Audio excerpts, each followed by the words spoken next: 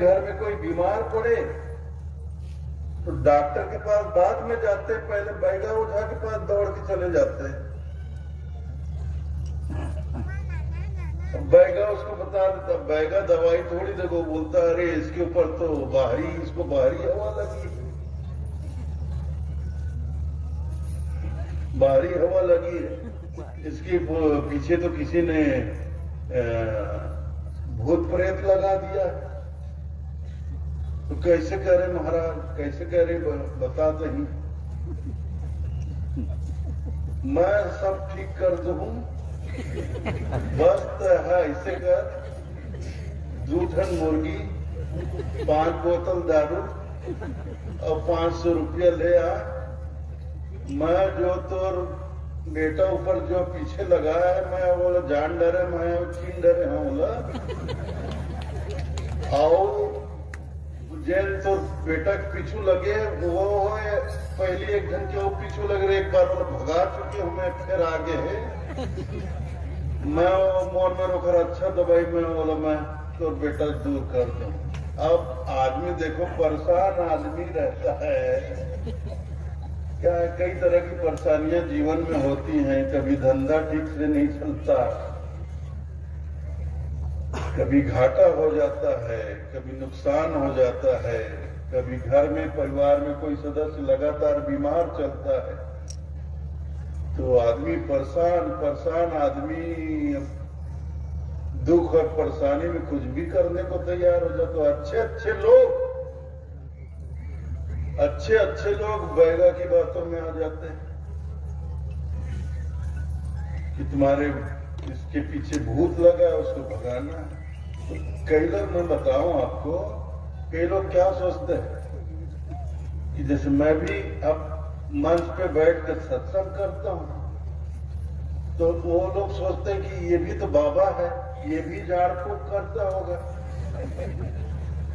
तो कई लोग मेरे पास आ जाते हैं, और कभी पंथी चलो, कोई अपना बेटे को लेकर आ जाता है, कोई अपनी माँ को लेकर आ जाता है, कोई अपनी बहन को लेकर। साहब ये पहली एकदम अच्छा रही, पता नहीं 2 महीना का हो गए, बहुत दवाई दारू करवाए ने, ठीक नहीं हो साहब। बैगा कर लेके रहे तो वो साहब बाहरी हवा बतावा, तो मैं क्या करा भैया, नहीं साहब तय कैसे कुछ नहीं कर बे, तय तो सब कर सकते। नहीं साहब, अरे भैया मैं कहूँ ऐसा कुछ नहीं होता भाई, ये भूत प्रेत व्रेत ये कुछ नहीं होता, सब ये झूठ है, कल्पना है, ऐसा कुछ नहीं होता। नहीं साहब, ये लोग कुछ हो गए है साहब, खा हो गए भैया, डॉक्टर में ले जाओ, पूरा जांच करके बताए। यहाँ डॉक्टर तो झोला छाप नहीं कर सकते है, तो शहर में जाओ, बड़े डॉक्टर अच्छा जांच करके इलाज कर दी, ठीक हो जाएगी। नहीं साहब वो बात नहीं है। क्या बात है भैया? साहब बात ऐसे है कि ये मतलब आप समझो ना भाई, आप तो सब जानता हो, और मैं नहीं जाना रे भैया, सही बता क्या होगा। साहब ऐसे कहना है कुछ एक आदमी के कि बाहरी हवा लगे।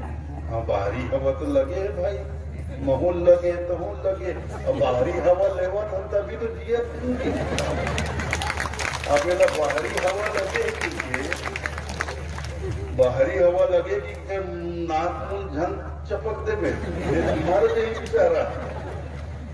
नहीं साहब वो बात नहीं, वो बात नहीं साहब। साहब एक पीछे एक शरीर में हाथ में घुसर गए, तो बिल्कुल तोरो शरीर में आत्मा है, मोरो शरीर में, सबके शरीर में आत्मा, तभी तो जिया समझी। बिना आत्मा के कोई शरीर है चलते फिरते का? नहीं साहेब, एखर आत्मा तो है, एक नम आत्मा पुत्र है। गजब बात करता सियार मन की थे, एक म्यान में दो तलवार नहीं आ सके थे कि 10 एक टन शरीर में 2 टन आत्मा। ऐसे कैसे हो सकत भैया? नहीं साहब, आप मजाक घन बनाओ साहेब, वो बहुत शैतान आत्मा है साहेब। तो तय कौन से शरीफ आत्मा होती है? दौर अंदर का सराफत है, तय दुनिया में शैतानी नहीं करस, तय दूसर के बारे में वो गलत नहीं सोचत, दूसर के नुकसान नहीं करस, तय जिंदगी में कोई शैतानी नहीं करे, तो शैतान आत्मा भैया। नहीं साहेब, आप समझत नहीं हो, ये भटके हुए आत्मा है साहेब। कहता है कौन से ठिकाने लगे आत्मा से, दौर कौन से मुक्ति हो है, तो वो तो पता नहीं कब का जन्म से ये संसार में बहुत सागर में भटकत है, तभी भटकत उसका। और तही का दुनिया भर की यहाँ करोड़ों आत्मा संसार में जन्म जन्म से भटकत, सब भटके आत्मा है। तो कौन भटके आत्मा की मन भाग जाते, वही कौन जानी कौन भाई का करा जाता है। तो उन कानून के बाद में तो ये बहेगा कोनिया लोगों के पास में हमारे छत्तीसगढ़ में भी होता है भाई।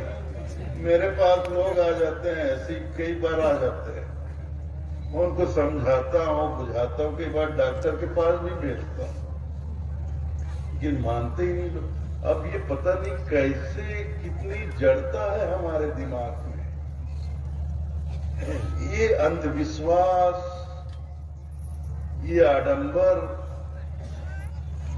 और ये रूढ़िता, ये पाखंड की जड़ सदियों सदियों से हमारे मन मस्तिष्क, इसकी जड़ मन मस्तिष्क इतने गहरे तक उतरी हुई है कि कभी कभी समझ में नहीं आता कि ये जड़ कब निकलेगी बाहर, कितना समय लगेगा इसको निकलने में। मैं तो सोचता हूं तो मैं खुद ही हैरान हो जाता हूं। 21वीं सदी आ गया, लेकिन आज भी हम भूत प्रेत टोनी टोना के पीछे पड़े।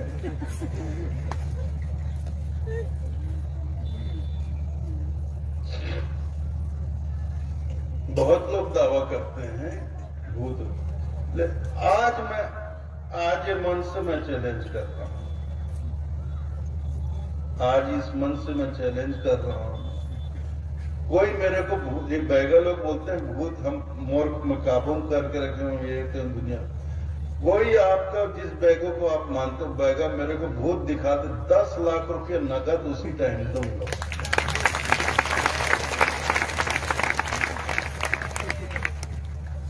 आप सबके सामने मैं घोषणा करता हूं, कोई भी बैगा मेरे को भूत दिखा दे प्रत्यक्ष, मैं 10 लाख रुपया आपको दूंगा।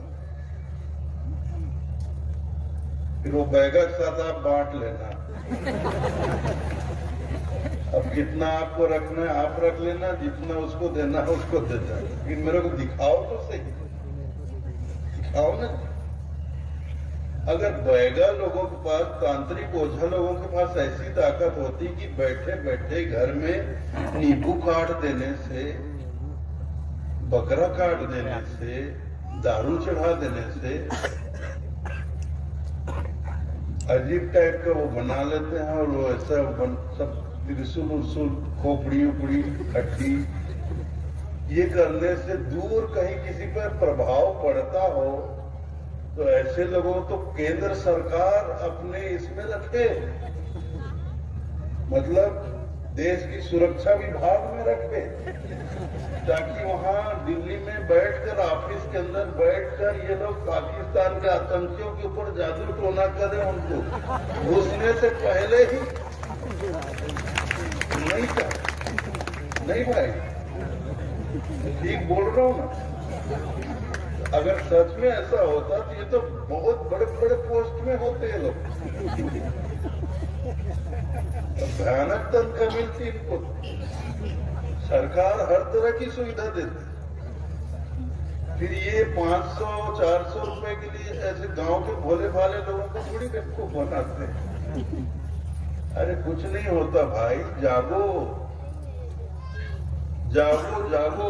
ये मानव जीवन जागने के लिए है, अपना जीवन सफल बनाने के लिए है। तो साहब की आज्ञा को समझिए आप लोग, कबीरपंथी लोग, और जो कबीरपंथी नहीं है वो साहब के निवेदन को समझिए। सकलो दुर्मति दूर कर जीवन सफल बनाओ, काग गमन गति छोड़कर हंस गमन गति आओ। कागा का जीवन बहुत जी लिए, कागा के चाल चलन में बहुत रह लिए, अब कागा का चाल चलन छोड़कर हंस के चाल चलन में आ जाओ, और हंस के चाल चलन में आकर